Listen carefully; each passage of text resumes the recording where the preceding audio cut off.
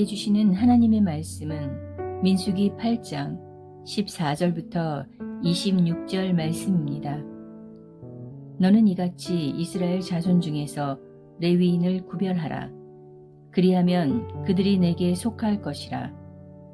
내가 그들을 정결하게 하여 요제로 드린 후에 그들이 회막에 들어가서 봉사할 것이니라. 그들은 이스라엘 자손 중에서 내게 온전히 드린 바 된 자라.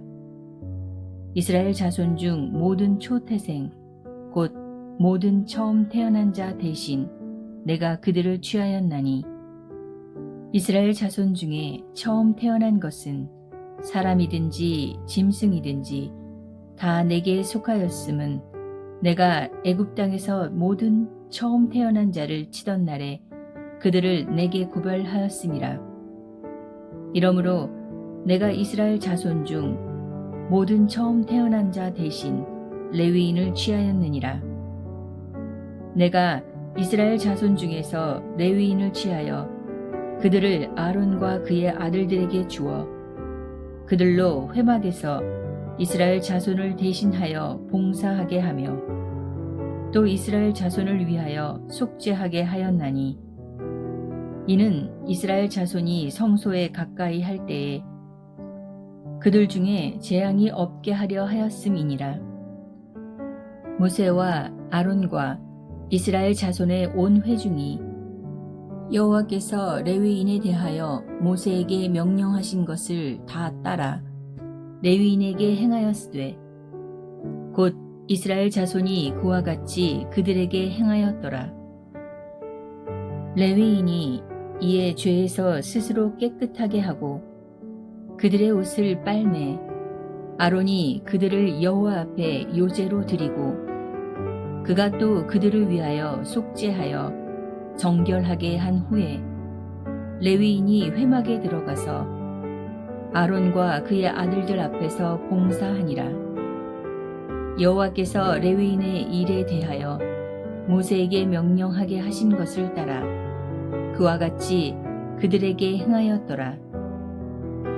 여호와께서 또 모세에게 말씀하여 이르시되 레위인은 이같이 할지니 곧 25세 이상으로는 회막에 들어가서 복무하고 봉사할 것이요 50세부터는 그 일을 쉬어 봉사하지 아니할 것이나 그의 형제와 함께 회막에서 돕는 직무를 지킬 것이요 일하지 아니할 것이라. 너는 레위인의 직무에 대하여 이같이 할지니라.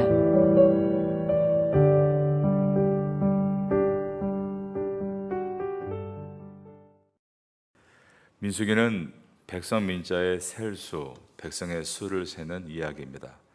그래서 영어 성경의 표제가 민수기가 넘버스입니다. 하지만 민수기에서는 백성의 수를 세는 이야기뿐 아니라 다른 수많은 이야기들이 담겨 있습니다. 그 중에 레위인에 대한 말씀들이 많이 나오고 있고 오늘 본문도 그러합니다.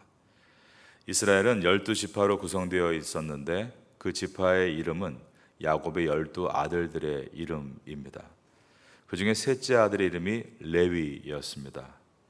그런데 민수기 1장 2장에서 이스라엘 12지파를 셀 때 레위 지파가 빠져 있습니다.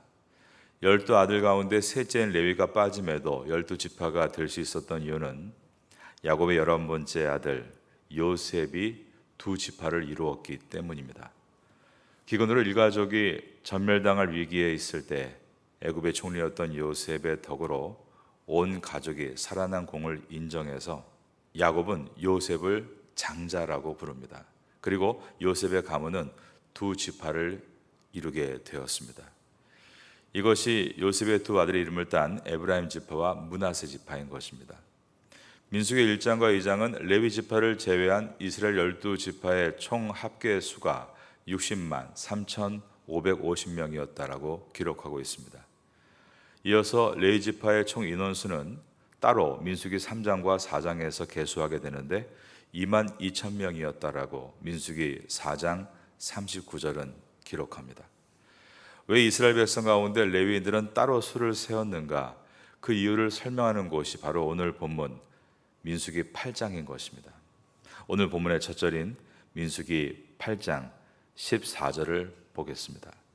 너는 이같이 이스라엘 자손 중에서 레위인을 구별하라. 그리하면 그들이 내게 속할 것이라.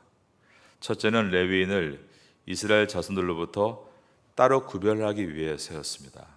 구별하다, 히브리어로 바달이란 단어입니다. 그 뜻이 바치다입니다. 그리고 거룩이라는 히브리어 카도시도 항상 레위인들에게 따라 붙는 단어입니다. 즉 거룩하게 바쳐지게 하기 위해 레위인을 따로 세우셨다는 것입니다. 두 번째 이유는 15절에 나와 있는데 하나님의 성전에서 봉사하도록 하기 위해 세웠습니다. 15절 다 같이 읽습니다. 내가 그들을 정결하게 하여 요제로 드린 후에 그들이 회막에 들어가서 봉사할 것이니라. 여기서 봉사는 히브리어로 아바드라는 단어인데 섬기다라는 뜻입니다. 그래서 영어 단어 이 서비스가 미국에서는 하나님께 예배하다 할 때 서비스한다라고 표현을 합니다. 하나님을 섬긴다라는 뜻입니다. 이처럼 레위인의 수를 따로 세라고 하신 이유가 첫 번째가 거룩하게 구별되어서 바쳐지기 위해서이고 두 번째가 성전에서 섬김의 봉사를 하기 위해서였습니다. 왜 하나님은 이스라엘 백성들 중에 유독 레위인만 거룩하게 구별돼 바쳐져야 한다라고 하시고 왜 그들만 성전의 섬김 봉사를 해야 한다라고 하셨을까? 이 질문에 대한 대답이 이어지는 16절에 들어 있습니다.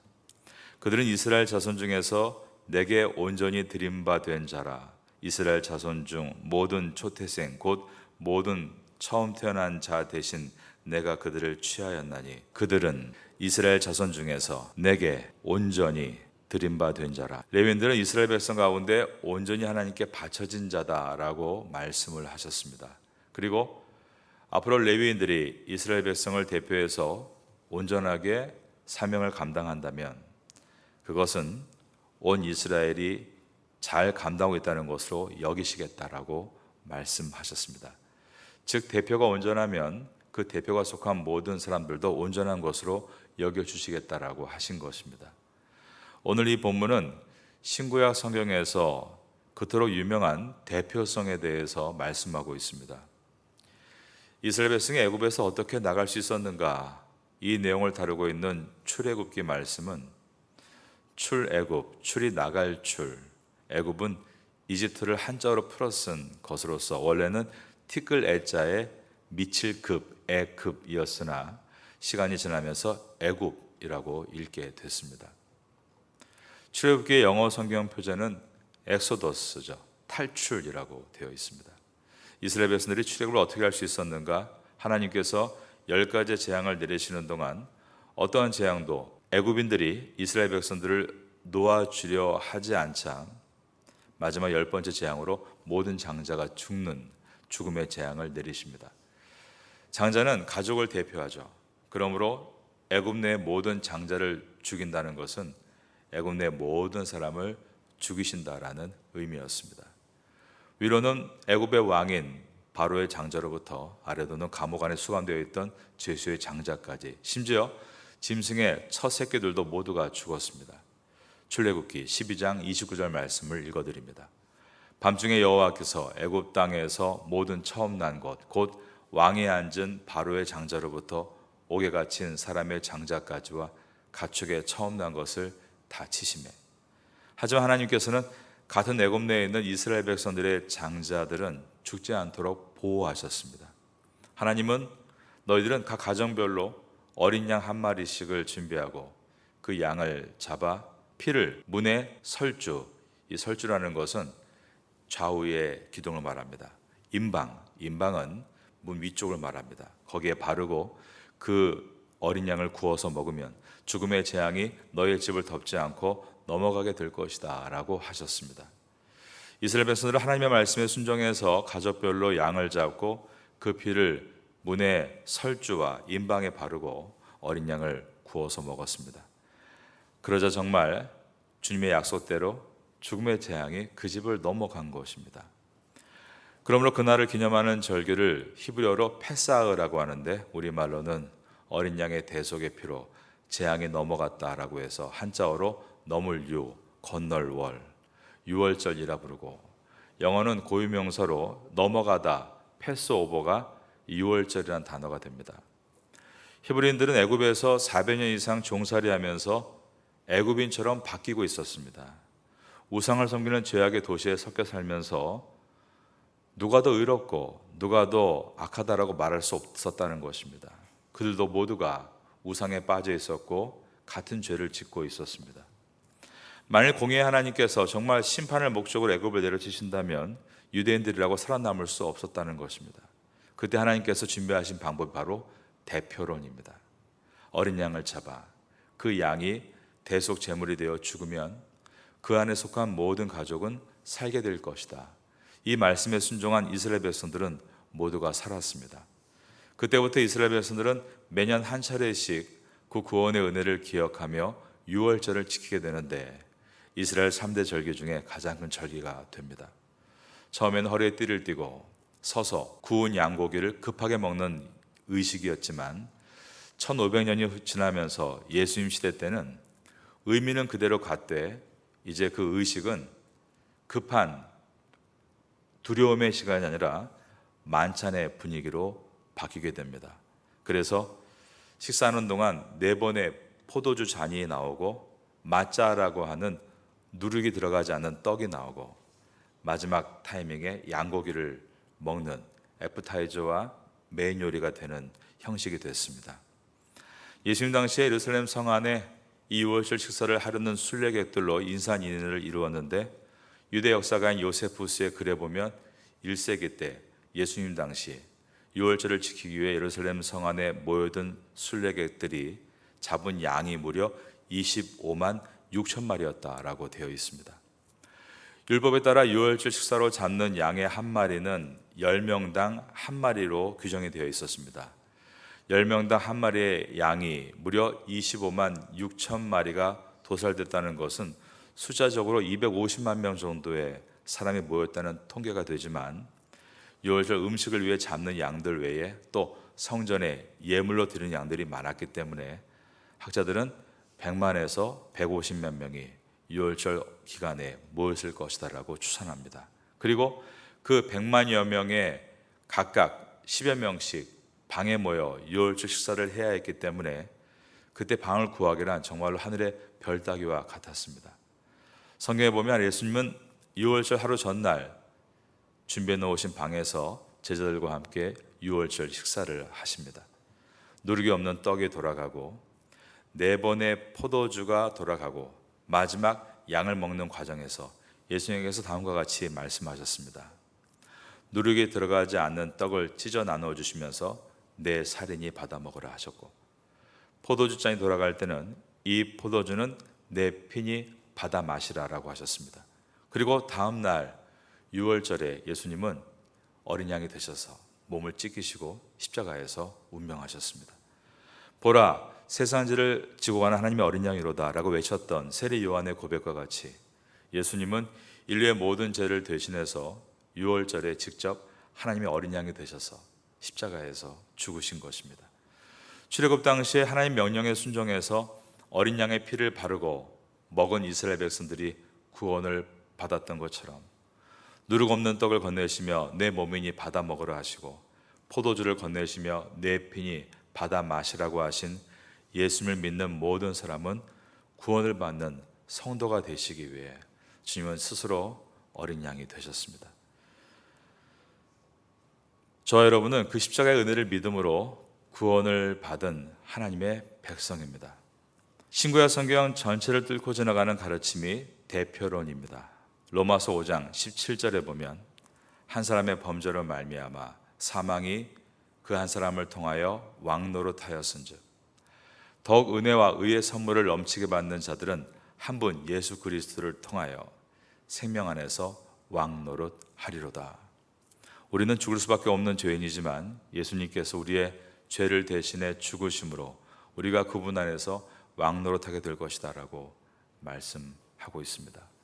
이어지는 로마서 5장 18절에도 그런즉 한 범죄로 많은 사람이 정죄에 이른 것 같이 한 의로운 행위로 말미암아 많은 사람이 의롭다 하심을 받아 생명에 이르렀느니라. 한 사람의 중요성을 예수님께서 몸소 보여주셨고 이것을 대표론이라고 부르는 것입니다. 이스라엘 백성들이 출애굽을 하고 나왔을 때 하나님은 가장 먼저 각 가정별로 장남들을 하나님께 구별하라. 아까 배웠던 단어입니다. 바치라라고 말씀하셨습니다. 이 말의 뜻은 레위인을 말씀드릴 때 설명해 드린 바와 같이 가족을 대표해서 거룩하게 하나님을 섬기는 사람으로 드리라라는 뜻이었습니다. 이 내용이 출애굽기 13장에 들어있는 것입니다.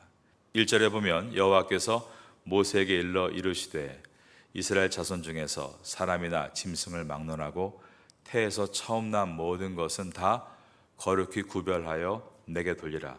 이는 내 것이니라 하시니라. 하나님이 한 가정의 장자들이 바르게 서면 대표론이죠. 그 모든 가정이 바르게 서는 것이라고 말씀하셨습니다. 그러나 각 가정에서 나온 장자들은 하나님의 온전한 사람으로 준비되지를 못했습니다. 그들이 출애굽을 한 지 이제 2달 후에 시내산에 이르렀을 때 하나님은 모세에 혼자 시내산으로 올라오라 하셨고 그곳에서 율법과 계명과 성막의 양식을 말씀하셨습니다. 그런데 시내산 밑에서 모세를 기다리던 이스라엘 백성들은 참지 못하고 금송아지를 만들고 애굽에서 배운 노래를 부르며 흠껏 혼미함에 취해 있었습니다. 모세가 내려와서 크게 진노하고 그 금송아지를 부숴 가루로 만들어서 물에 타서 마시게 했습니다. 회개하라는 것이죠. 근데 놀라운 것은 그럼에도 그들의 방자함이 가시지 않았다는 데 있습니다. 출애굽기 32장 25절 이하에 보면 모세가 본즉 백성이 방자하니 이는 아론이 그들을 방자하게 하여 원수에게 조롱거리가 되게 하였음이라. 이어지는 26절에 보면 이에 모세가 진문에 서서 이르되 누구든지 여호와의 편에 있는 자는 내게로 나오라 하매 그때였습니다. 레위 자손이 다 모여 그에게로 가는지라. 이때 자칫 멸망하고 진멸당할 수 있는 상황에서 레위 백성들이 용기를 내서 하나님 앞으로 나온 것입니다. 바로 그들이 레위 자손들이었습니다. 이 사건을 거치면서 하나님께서는 12지파의 장자들을 하나님의 온전한 사람으로 준비시키시는 것이 아니라 레위 지파 전체에게 이 역할을 맡기시게 됩니다. 그 내용이 오늘 본문 8장 16절 이하에 들어있는 것입니다. 16절과 17절입니다. 그들은 이스라엘 자손 중에서 내게 온전히 드림바된 자라. 이스라엘 자손 중 모든 초태생 곧 모든 처음 태어난 자 대신 내가 그들을 취하였나니 이스라엘 자손 중에 처음 태어난 것은 사람이든지 짐승이든지 다 내게 속하였음은 내가 애굽 땅에서 모든 처음 태어난 자를 치던 날에 그들을 내게 구별하였음이라. 이러므로 내가 이스라엘 자손 중 모든 처음 태어난 자 대신 레위인을 취하였느니라. 19절에 보면 내가 이스라엘 자손 중에서 레위인을 취하여 그들을 아론과 그의 아들들에게 주어 그들로 회막에서 이스라엘 자손을 대신하여 봉사하게 하며 그 다음에 보니까 이스라엘 자손을 위하여 속죄하게 하였나니. 이처럼 로마서 말씀과 같이 한 사람의 의로운 행위로 말미암아 많은 사람이 의롭다 하심을 받아 생명에 이르렀느니라.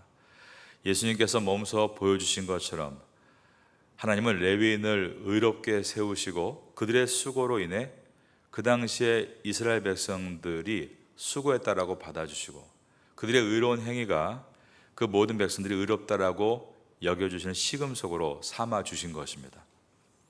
여러분, 그 구약시대의 이 레위 지파가 오늘날 교회입니다.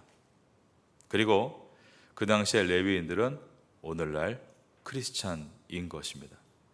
이 세상에 아무리 타락했다 할지라도 예수를 믿는 사람들이 그 도시에 들어가 거룩을 유지하면 하나님께서 그 도시를 대표론이죠. 이 사람들을 보고 고쳐주시고 이 사람들을 통해 바꿔주시는 것입니다. 하나님은 소돔과 고모라의 5만 명의 사람들 속에 10명을 찾으셨습니다. 하나님은 오늘날도 이 태국 땅에 기독교 인구가 1%가 되지 않는다고 해서 절망하시는 분이 아닙니다. 하나님은 오늘도 그 1%의 사람들이 어디선가 레위인과 같이 하나님 앞에 온전히 서 있는가를 보시는 것입니다. 왜냐하면 대표론이죠. 그 대표주자가 바르게 서면 그 대표를 통해 그 지역 모든 사람들이 의롭다라고 여겨주시기 때문입니다. 이 정신은 오직 한 가지입니다. 예수님의 십자가입니다. 하나님의 십자가의 사랑으로 대표론이죠. 모두가 구원받은 것을 깨닫게 하기 위해서 오늘도 하나님께서 작은 예수 그리스도인들을 이 땅에 심겨 놓으시고 그들을 통하여 구원을 이루어 가시는 것입니다. 우린 그러므로 모두가 작은 선교사라고 말할 수 있겠습니다. 언제부턴가 기업인들이 기업할 때 자신의 경영하는 기업을 킹덤 컴퍼니라고 부르게 됐습니다. 킹덤 컴퍼니 문자적으로 정의하면 하나님 나라의 기업이란 뜻이죠. 이것에 대해서 많은 사람들이 다양한 의견들을 보여주었는데 요즘 최근의 선교 현장에서는 비즈니스 선교를 하는 기업을 이제 킹덤 컴퍼니라고 정의를 많이 하고 있습니다. 이 말의 기본적인 의미가 하나님의 나라가 임하기를 기대하는 기업이다라는 뜻입니다. 혹은 하나님의 나라를 보여주는 기업이다 이렇게 말할 수 있겠습니다. 또 미셔널 철치라는 단어가 요 근래에 선교에서 중요한 단어로 떠올랐습니다. 미션 철치, 우리 파테아 선교교회는 미션 철치인데 미셔널 철치라는 단어는 사실 없죠. 학문적으로 만든 단어인데 그것은 우리 각자의 회사와 일터가 선교적인 교회가 된다라는 뜻입니다. 기업 경영에서 최선을 다하고 그 목적이 이윤 자체가 아니라 그 목적이 그 땅의 대표론이죠. 하나님의 나라를 이루어가는 데 쓰임받게 되는 목적을 가지고 나가는 것이 바로 킹덤 컴퍼니, 미셔널 철치의 의미입니다. 현재 선교의 현장은 많은 패러다임의 전환을 보여주고 있습니다. 한국 세계 선교협의회의 총회장, 그러니까 KWAM이라고 하는데요. 강대현 선교사님은 태국에 계셨던 시니어 선교사님이십니다. 그분이 우리나라에서 가장 큰 선교단체의 대표를 맡고 계십니다. 제가 많이 존경했고 또 태국에 오시면 저희 교회에도 방문해 주십니다. 그분의 글을 이렇게 읽어보면 중요한 한 가지를 말하는데 이제 선교는 직업을 가지고 현장에 들어가야 한다. 이 내용을 계속 얘기하고 있습니다. 그런 면에서 우리 파테아 선교교회 성도님들은 모두가 태국 내에 있는 작은 선교사다라고 말할 수 있습니다. 각자의 자리를 킹덤 컴퍼니로 만들 사명이 있는 레위인들이라는 뜻입니다. 지난 주일에 저희 교회 설교해 주신 신동훈 시니어 선교사님은 선교사 내에서 태국어를 무척 잘하는 분으로 알려지신 선교사님입니다. 그분과 목양실에서 이야기를 나누는데 이런 말씀을 하셨습니다. 우리 선교사들이 태국에서 사역하면서 사역을 바쁘게 하건 그렇지 못하건 크게 하건 그렇지 않건 태국어를 안 하는 것은 잘못된 것이다. 태국어를 열심히 준비하지 않는 것은 불성실한 것이다. 저한테 그런 말씀을 하고 가셨습니다. 태국어를 현장에서 늘 쓰니까 태국어가 느는 그 태국어가 아니라 태국어 글자를 배워서 단어를 정확하게 머릿속에 암기하고 정확한 문법을 만들어내는 것, 그 전자후자는 다르다는 말씀이었습니다. 전자는 세월로 외국어를 해가는 것이고 후자는 목적을 가지고 전략적으로 외국어를 정복하는 일이기 때문입니다. 우리가 태국 땅에서 레위인으로 준비하는 것 중에는 태국어를 준비하는 것도 포함된다는 것을 꼭 생각해야 합니다. 어제 두 선교사님이 또 저희 교회를 방문하셨습니다. 그래서 점심 때 교회에서 식사를 대접하고 교제했는데 또 이 두 분은 태국에 잠시 거주하는 분들로서 그들의 주 사역지는 스리랑카였습니다. 그래서 여기서 잠깐 머무는 동안 또 자녀 교육 문제 그리고 신학과 상담학을 공부하고 있는 것을 보면서 또 저한테 목사님 그래도 저희가 태국어를 배워야 할까요? 그래서 제가 배우지 마십시오. 그냥 열심히 상담하고 공부하시고 또 신학 잘 마치시고 빨리 가십시오 라고 말씀드렸습니다. 갈 사람은 빨리 가야 되고, 그러나 우리의 목적이 타국이 아닌 태국일 때는 그 태국어를 상담을 공부하듯 신학을 공부하듯 학문적으로 접근해야 되는 것이 또 우리가 해야 될 중요한 과제는 분명합니다.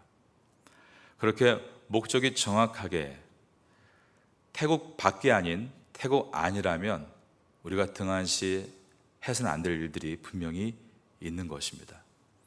하나님 앞에 레위인들이 준비되는 이 과정 속에 우리가 적용해야 될 부분들이 있습니다. 우리는 어떻게 하나님 앞에 준비해 나갈 것인가에 대해서, 특별히 여러분들 언어의 체계에 대해서는 말씀이 언어이고, 물론 사랑으로 복음을 전하지만 언어가 걸림돌이 되지 않도록, 오히려 언어가 여러분의 사랑을 도와줄 수 있도록 잘 준비해 보시기를 바라겠습니다. 그러한 성도가 될 수 있기를 예수님의 이름으로 축원합니다.